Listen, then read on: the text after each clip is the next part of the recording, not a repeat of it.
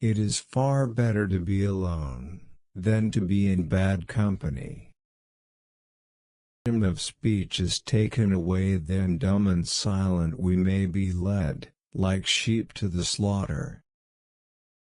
Guard against the impostures of pretended patriotism. Truth will ultimately prevail where there is pains to bring it to light. To be prepared for war is one of the most effective means of preserving peace. Be courteous to all, but intimate with few, and let those few be well tried before you give them your confidence. Observe good faith and justice toward all nations. Cultivate peace and harmony with all. We should not look back unless it is to derive useful lessons from past errors, and for the purpose of profiting by dearly bought experience. Discipline is the soul of an army. It makes small numbers formidable, procures success to the weak, and esteem to all. Let us raise a standard to which the wise and honest can repair, the rest is in the hands of God. The Constitution is the guide which I never will abandon. Worry is the interest paid by those who borrow trouble. Labor to keep alive in your breast that little spark of celestial fire, called conscience. The foolish and wicked practice of profane cursing and swearing is a vice so mean and low that every person of sense and character detests and despises it. Laws made by common consent must not be trampled on by individuals.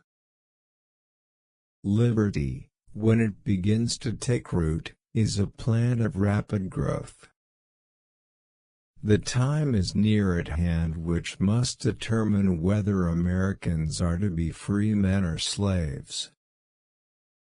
True friendship is a plant of slow growth, and must undergo and withstand the shocks of adversity, before it is entitled to the appellation. The basis of our political system is the right of the people to make and to alter their constitutions of government. Associate with men of good quality if you esteem your own reputation, for it is better to be alone than in bad company. I hope I shall possess firmness and virtue enough to maintain what I consider the most enviable of all titles, the character of an honest man. My first wish is to see this plague of mankind, war, banished from the earth. It is better to offer no excuse than a bad one. Some day, following the example of the United States of America, there will be a United States of Europe. It is impossible to reason without arriving at a supreme being. Arbitrary power is most easily established on the ruins of liberty abused to licentiousness. Let us with caution indulge the supposition that morality can be maintained without religion. Reason and experience both forbid us to expect that national morality can prevail in exclusion of religious principle. The alternate domination of one faction over another, sharpened by the spirit of revenge natural to party dissension, which in different ages and countries has perpetrated the most horrid enormities, is itself a frightful despotism. When we assumed the soldier, we did not lay aside the citizen. Let your heart feel for the afflictions and distress of everyone, and let your hand give in proportion to your purse. I beg you be persuaded that no one would be more zealous than myself to establish effectual barriers against the horrors of spiritual tyranny, and every species of religious persecution.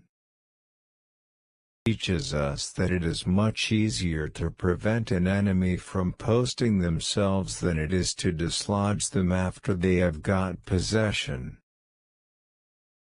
Overgrown military establishments are under any form of government inauspicious to liberty, and are to be regarded as particularly hostile to republican liberty. Mankind, when left to themselves, are unfit for their own government. Let your discourse with men of business be short and comprehensive. If we desire to avoid insult, we must be able to repel it. If we desire to secure peace, one of the most powerful instruments of our rising prosperity, it must be known that we are at all times ready for war. Bad seed is a robbery of the worst kind, for your pocketbook not only suffers by it, but your preparations are lost and a season passes away unimproved. A slender acquaintance with the world must convince every man that actions, not words, are the true criterion of the attachment of friends. I have no other view than to promote the public good, and am unambitious of honors not founded in the approbation of my country.